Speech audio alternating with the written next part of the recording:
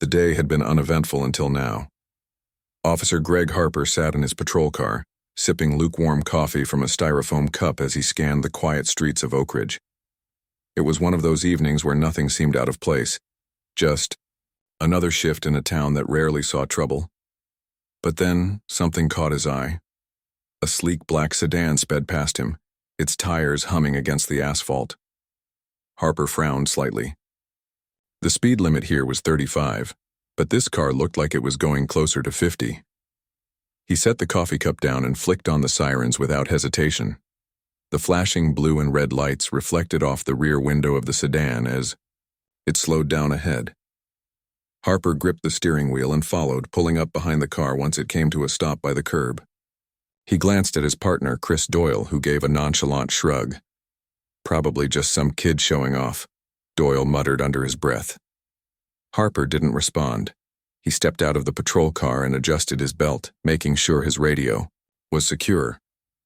There was no sense of urgency in his movements. He'd done this 100 times before. Traffic stops were routine, almost boring. Still, he approached the sedan cautiously, keeping one hand near his holster just in case. You never knew what you might encounter these days. As Harper reached the driver's side, the door opened slowly. Out stepped a woman, tall, poised, and dressed sharply in a tailored blazer. She didn't look like someone who would be speeding recklessly through a residential neighborhood. Her dark hair was neatly styled, and her expression remained calm, despite the flashing lights behind her. Harper took note of her appearance. Something about her demeanor didn't match the typical profile of a reckless driver or someone involved in criminal activity. "Good evening, ma'am," Harper began, his tone polite but firm. "Do you know why I pulled you over?" The woman turned, to face him fully, her eyes meeting his with an unwavering gaze. "I assume because I was driving too fast," she replied smoothly, her voice steady and confident. There wasn't a hint of nervousness in her tone, which struck Harper as unusual. Most people got flustered during traffic stops even if they hadn't done anything wrong. "That's correct," Harper said, nodding. "Mind telling me how fast you think you were going?" "I'm not sure exactly," she admitted, though her tone suggested she wasn't particularly concerned. "But I can assure you, I wasn't trying to break any records." Harper raised an eyebrow at that. He couldn't tell if she was being sarcastic or genuinely unconcerned. Either way, he decided to press on. "May I see your license and registration, please?" "Certainly." The woman reached into her purse, pulling out a leather wallet. She handed over her driver's license, then leaned back into the car to retrieve the registration from the glove compartment. As Harper examined the documents, he noticed her name, Karen Wilson. The address listed matched the upscale part of town, a detail that only added to his growing curiosity. "This is your car?" Harper asked, glancing at the registration paper. "Yes, it is," Karen replied matter-of-factly. "I bought it a few weeks ago. Do you need proof of purchase as well? I have a copy of the bill of sale in my bag." Harper hesitated for a moment. Everything seemed to check out so far, but something still felt off. Maybe it was the car itself, a luxury model that seemed out of place for someone who appeared to be, well, ordinary. Or maybe it was the way Karen carried herself, exuding an air of authority that made him question whether she was telling the truth. "Just a second," Harper said, stepping back toward the patrol car. He relayed the license plate number to dispatch, asking them to run a quick check. While he waited for the response, he kept glancing back at Karen, who stood patiently beside her car. She didn't fidget or glance nervously at the ground like most people did during traffic stops. Instead, she crossed her arms loosely and watched the horizon, seemingly unfazed by the entire situation. Chris Doyle leaned out of the passenger window of the patrol car. "What's going on?" he asked casually. "Not sure yet," Harper replied, keeping his voice low. "Something feels off." Doyle shrugged again. "Maybe she's just rich and doesn't care about getting pulled over." Harper chuckled softly but didn't respond. Rich or not, there was something about Karen Wilson that didn't sit right with him. When dispatch finally came back with the results, they confirmed that the car was registered to her name. No outstanding warrants, no reported thefts, everything appeared to be in order. And yet Harper couldn't shake the nagging feeling that something wasn't adding up. Returning to Karen, Harper handed back her documents. "Everything checks out," he said, forcing a small smile. "But I do need to give you a warning for speeding. Please try to stay within the limits moving forward." Karen accepted the papers with a nod. "Thank you, officer," she said politely. "I'll keep that in mind." As she slid back into her car and drove away, Harper watched her go, his brow furrowed, in thought. Something about the interaction lingered in his mind, gnawing at him like an unanswered question. Little did he know, this seemingly routine traffic stop would spiral into something far more complicated and far more consequential than he could have ever imagined. Karen Wilson tried to stay calm as Officer Greg Harper escorted her into the police station. She didn't understand why this was happening. Everything had checked out during the traffic stop. The car was hers, the registration matched, and even her driver's license proved her identity. Yet here she was being led through the sterile hallways of the precinct like a suspect instead of a law-abiding citizen. The station buzzed with activity. Phones rang, keyboards clicked, and officers moved briskly between desks. Karen felt out of place among the chaos, her elegant blazer standing out against the sea of uniforms.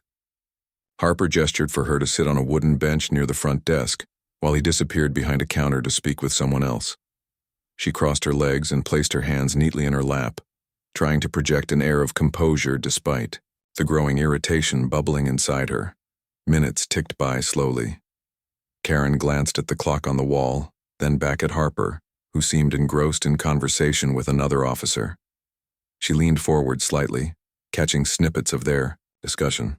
"Expensive car, unusual behavior. Better safe than sorry," Harper said, his voice low but audible enough for Karen to hear. His words made her blood boil. Unusual behavior? What exactly did he mean by that? Finally, Harper returned, holding a clipboard. He stopped in front of Karen and cleared his throat. "Ms. Wilson, we're still waiting for confirmation from the dealership about your purchase of the vehicle. Until then, I'm afraid we'll need to keep you here." Karen blinked, stunned. "Keep me here? For what? You already have my registration and proof of ownership. Isn't that enough?" Harper hesitated, shifting his weight from one foot to the other. "We just want to be thorough, ma'am. These kinds of cases can get complicated." "These kinds of cases?" Karen repeated sharply, her voice rising slightly. "What kind of case do you think this is?" Harper avoided meeting her gaze directly. "Look, it's standard procedure. Once we verify everything, you'll be free to go." Karen clenched her fist but forced herself to take a deep breath. Arguing wasn't going to help. Instead, she reached into her purse and pulled out a folded piece of paper, the bill of sale she'd mentioned earlier, and handed it to Harper. "Here's the receipt from the dealership. Does that count as verification?" Harper took the paper reluctantly, scanning it quickly before nodding. "I'll pass this along to our team. Someone will review it shortly." With that, he turned and walked away again, leaving Karen sitting alone on the bench. As time dragged on, Karen became increasingly agitated. She couldn't believe how absurd the situation was. A simple traffic stop had escalated into something far more invasive, and for no apparent reason.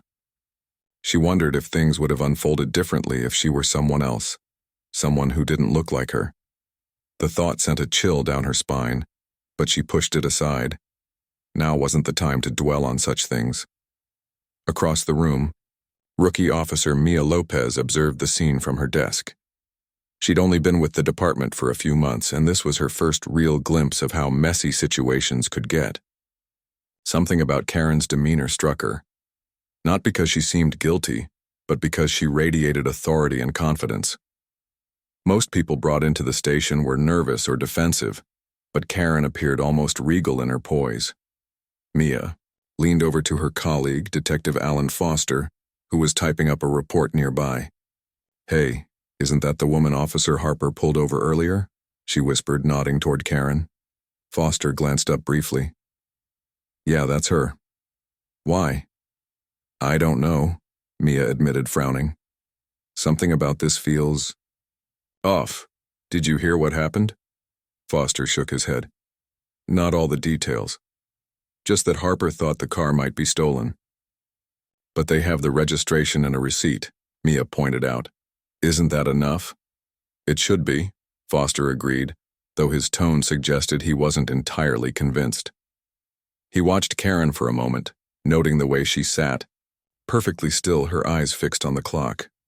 There was something commanding about her presence, something that made him question whether Harper had acted too hastily. Back at the front desk, Harper was growing uneasy. He'd called the dealership multiple times, but no one answered. It was after hours and the staff had gone home for the day.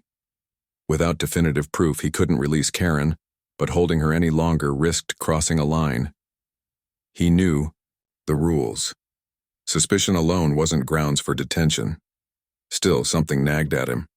Maybe it was the car, maybe it was her attitude, or maybe it was just his own instincts telling him not to let her go yet. Eventually, Harper approached Karen again. Ms. Wilson, I'm sorry for the delay, he began, though his tone lacked sincerity. Unfortunately, we haven't been able to reach the dealership to confirm your purchase. Given the circumstances, I think it's best if we hold you overnight until we can sort this out. Karen stared at him, disbelief etched across her face. You're arresting me?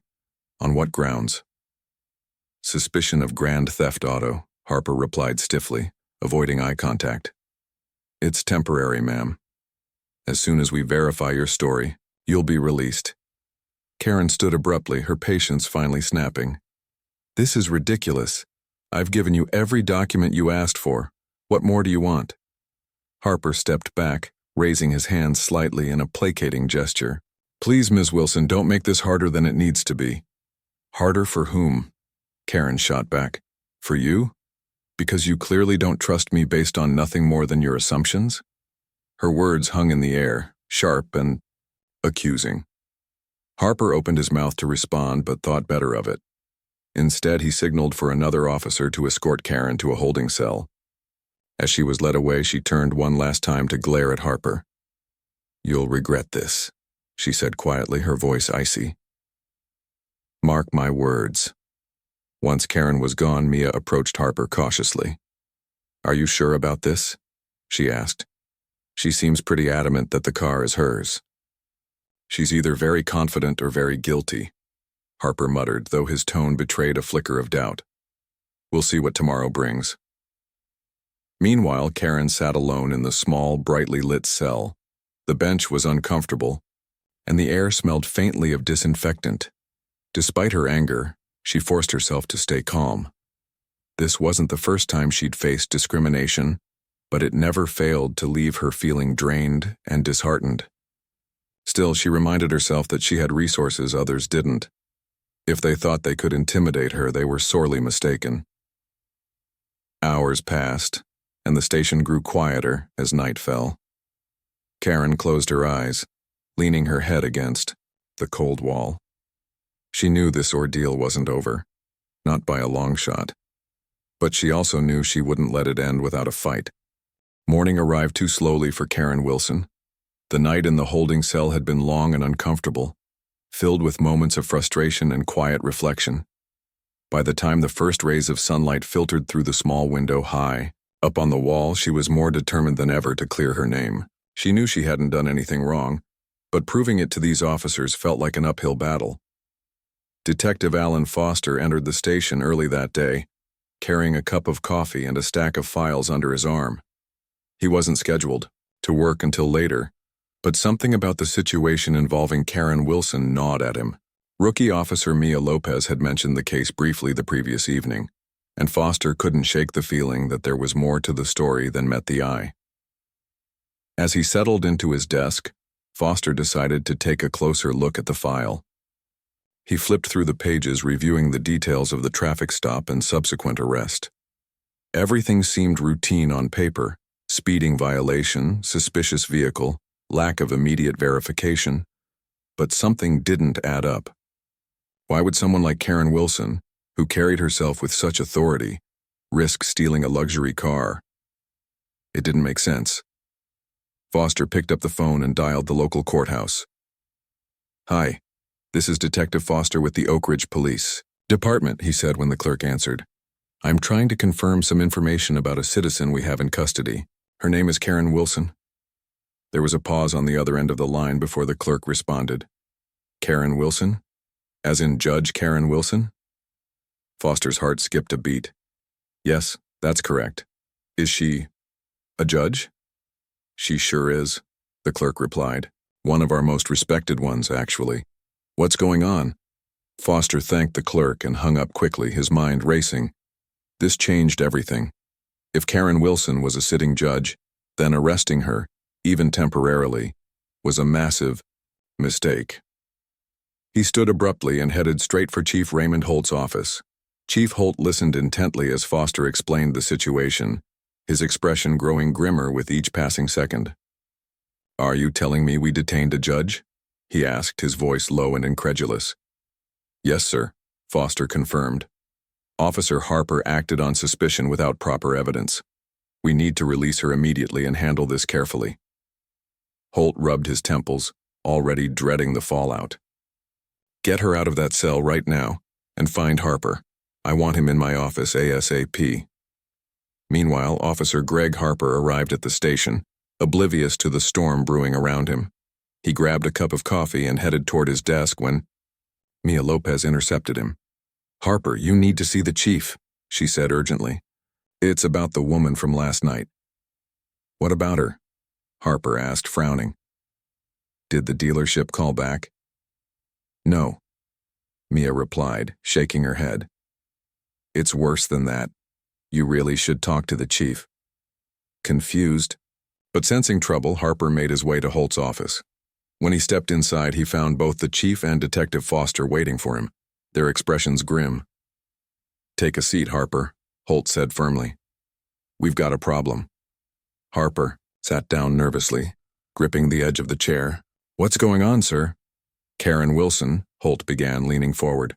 "The woman you arrested last night is a judge, a highly respected one." Harper's face went pale. "A judge? Are you serious?" "Dead serious," Holt replied, his tone hardening. "And now she wants to speak with me directly. This is a disaster, Harper. Do you understand what this means for the department?" Harper stammered, struggling to form words. I thought the car might be stolen. I followed. Protocol. Protocol doesn't justify locking up a judge without evidence," Holt snapped. "You better hope she's feeling merciful, because if she decides to press charges or go public with this, we're all in trouble." While Harper processed the gravity of his mistake, Chief Holt prepared to meet with Judge Wilson. She had been released from the holding cell and was now waiting in a private room, still visibly upset but maintaining her composure. When Holt entered, she looked up, her piercing gaze locking onto him. "Chief Holt," she said coolly, rising to her feet. "I assume you're here to explain why I spent the night in a cell for no reason?"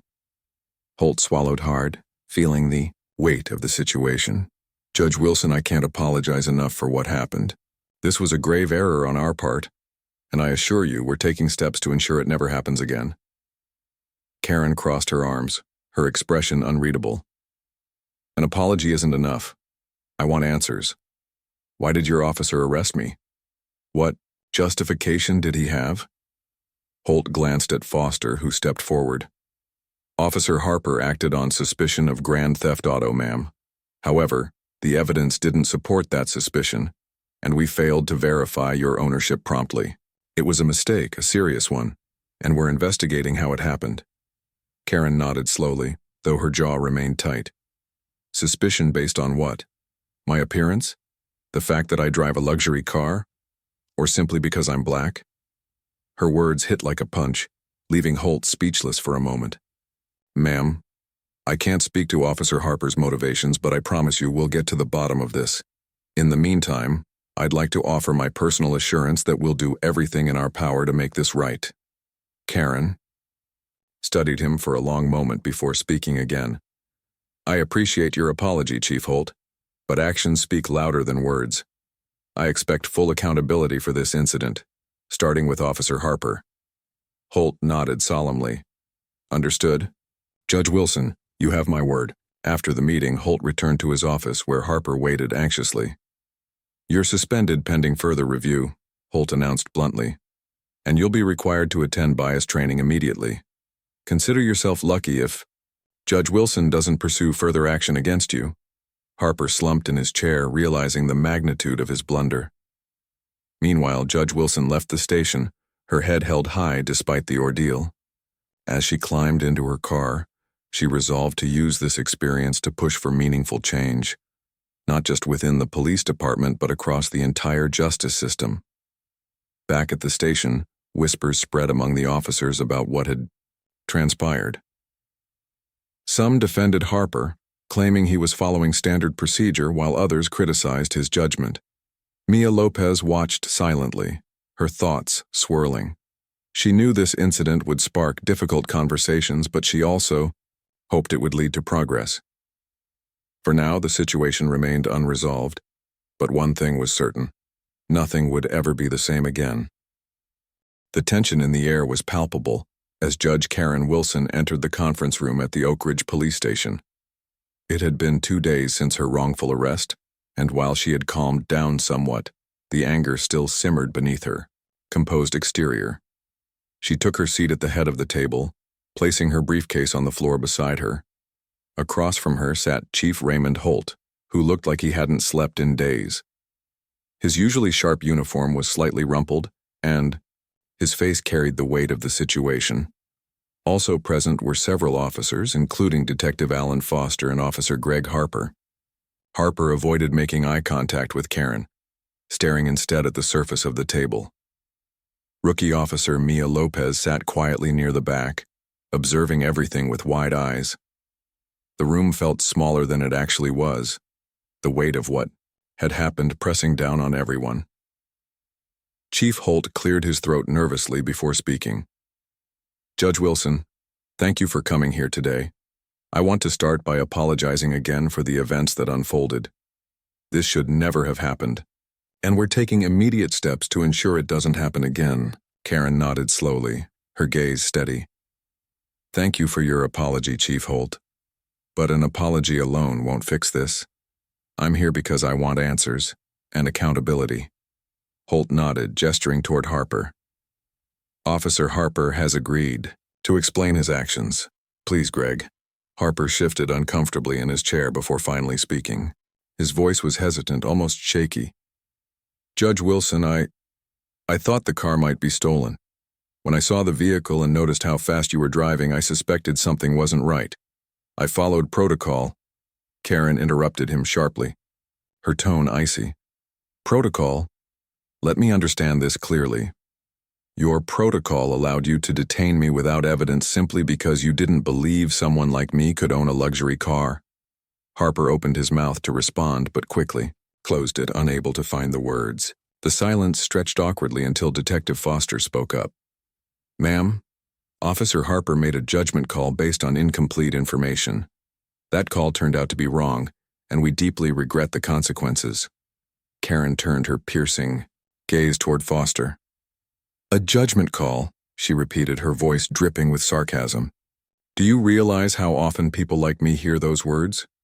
Judgment calls lead to discrimination, whether intentional or not. What if I hadn't been a judge? What if I were just another citizen? Would I still be sitting here demanding justice? Or would I still be locked away, waiting for someone to admit they were wrong? No one answered. The question hung heavy in the room, forcing each officer to confront uncomfortable truths about their own biases. Even Mia Lopez, who prided herself on being fair-minded, couldn't help but feel a pang of guilt. She glanced around the room, noticing the shame etched on some faces and the defiance lingering on others. Karen continued, her voice firm but controlled. I've spent years fighting against systemic racism in our legal system. I've seen firsthand how prejudice seeps into decisions that ruin lives. And now I find myself on the receiving end of that same prejudice. How ironic is that? Chief Holt leaned forward, his hands clasped tightly together. Judge Wilson, I assure you, we're committed to addressing this issue. We're implementing mandatory bias training for all officers, and we're reviewing our policies to prevent similar incidents in the future. Karen raised an eyebrow skeptically. Bias training is a start, but it's not enough. You need to hold individuals accountable when they make mistakes like this. Otherwise, nothing will change. Harper flinched visibly at her words. He had hoped this meeting would somehow absolve him of blame, but Karen's presence demanded more than empty promises. Finally, he spoke again, his voice barely above a whisper. "I'm sorry, Judge Wilson, I truly am. I didn't mean any harm." Karen studied him for a moment, her expression unreadable. "Intentions don't erase impact, Officer Harper. Whether you meant harm or not, your actions caused harm. And, until you acknowledge that, apologies mean very little." Her words struck a chord, not just with Harper but with everyone in the room. For the first time, Harper seemed to grasp the gravity of what he'd done. He lowered his head, unable to meet Karen's gaze. Chief Holt broke the silence after a few moments. "Judge Wilson, I understand that trust has been broken. Restoring it will take time and effort. In addition to the measures we're taking internally, I'd like to invite you to work with us on reforming our practices. Your expertise would be invaluable." Karen considered his offer for a moment. While part of her wanted to refuse outright, another part recognized the opportunity to effect real change. "If you're serious about reform, then yes, I'll consider working with you. But know this, I won't tolerate half measures or lip service. If I agree to help, it will be on my terms." Holt nodded earnestly. "Of course, Judge Wilson. Whatever it takes." As the meeting drew to a close, Karen stood, gathering her belongings. Before leaving, she addressed the room one last time. "This isn't just about me. It's about every person who's been judged unfairly because of their race, gender, or socioeconomic status. If you truly want to rebuild trust, you'll need to do more than apologize. You'll need to act." With that, she walked out, leaving the officers to grapple with her words. Harper sank deeper into his chair, overwhelmed by guilt and regret. Mia Lopez watched him silently, wondering if he would learn from this experience or dismiss it as bad luck. Foster exchanged a glance with Chief Holt, both men sharing a mutual understanding. This was only the beginning of a long and difficult process. Outside, Karen climbed into her car and let out a deep breath. She knew the road ahead wouldn't be easy, but she also knew she couldn't walk away from this fight. This incident had reminded her why she became a judge in the first place, to seek justice, even when it was hard to find. In the weeks following the confrontation at the police station, news of Judge Karen Wilson's wrongful arrest spread like wildfire. Local reporters dug into the details, uncovering not just the events of that night, but also broader issues within the Oak Ridge Police Department. Headlines screamed phrases like "judge mistaken for car thief" and "systemic bias exposed," sparking outrage across the city. Social media buzzed with debates about racial profiling, police accountability, and the need for reform. For dear Karen, the attention was overwhelming but not entirely unexpected. She had always known that systemic problems rarely stayed hidden forever. They simply waited for the right moment to surface. Still, she hadn't anticipated becoming the face of such a public scandal. Her phone rang constantly with interview requests, invitations to speak at rallies, and messages of support from strangers who saw themselves in her story. Through it all, Karen remained focused on one goal: turning this painful experience into an opportunity for meaningful change. The police department scrambled to respond to the growing backlash. Chief Raymond Holt called an emergency press conference, flanked by members of his leadership team. Standing before a sea of microphones, he announced sweeping reforms aimed at addressing bias and improving transparency. These included mandatory anti-bias training for all officers, the introduction of body cameras for every patrol unit, and the creation of a civilian oversight committee to review complaints against the department. "We recognize that trust has been broken," Holt said solemnly, his voice steady despite the weight of the situation. "And we are committed to rebuilding it. This starts with holding ourselves accountable and listening to the voices of those we serve." While some praised the measures as a step in the right direction, others criticized them as too little, too late. Activists argued that true reform required more than policy changes. It demanded a fundamental shift in how law enforcement interacted with marginalized communities. Karen agreed wholeheartedly. When she addressed the public during a televised town hall meeting, her message was clear and uncompromising. Policies are important, but they mean nothing without action, she said, standing behind a podium adorned with the words, "Justice for all." We must move beyond lip service and confront the biases that shape our decisions every day. This isn't just about me, it's about ensuring that no one else has to endure what I went through. Her speech resonated deeply with many, reigniting calls for accountability and reform. Protesters gathered outside the police station, holding signs that read "End racial profiling and justice over excuses." Community leaders organized forums to discuss solutions, inviting both residents and officers to participate in open dialogues. For the first time in years, Oak Ridge found itself engaged in honest conversations about race, power, and privilege. Meanwhile, Officer Greg Harper faced mounting pressure from his colleagues and superiors. Suspended indefinitely pending further investigation, he became a symbol of everything wrong with policing in the eyes of activists. Some defended him, claiming he was simply doing his job under difficult circumstances, while others viewed him as proof that bias was ingrained in the system. Harper himself struggled to cope with the fallout.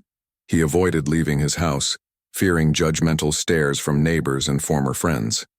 His wife tried to offer support, but even she couldn't fully understand the depth of his guilt. One evening, Harper sat alone in his living room, staring blankly at the television. A news segment featured clips of Karen speaking passionately at a rally, her words echoing in his mind. "Intentions don't erase impact," she had said. Those 6 words haunted him, forcing him to confront the reality of his actions. Was he really guilty of racial profiling? Or had he simply made an honest mistake? The questions swirled endlessly, leaving him exhausted and unsure of where to turn. Detective Alan Foster, however, seemed determined to navigate the chaos constructively. Recognizing the importance of leadership during turbulent times, he volunteered to lead workshops on implicit bias for fellow officers. Though initially met with resistance, some dismissed the training as unnecessary or overly sensitive, Foster persisted, using real-world examples to illustrate the dangers of unchecked assumptions. Slowly but surely, attitudes began to shift, even if only slightly. Rookie Officer Mia Lopez emerged as another advocate for change. Inspired by Karen's courage and determination, she joined a task force dedicated to fostering better relationships between the police department and local communities. She attended neighborhood meetings, listened to residents' concerns, and worked tirelessly to bridge gaps of mistrust.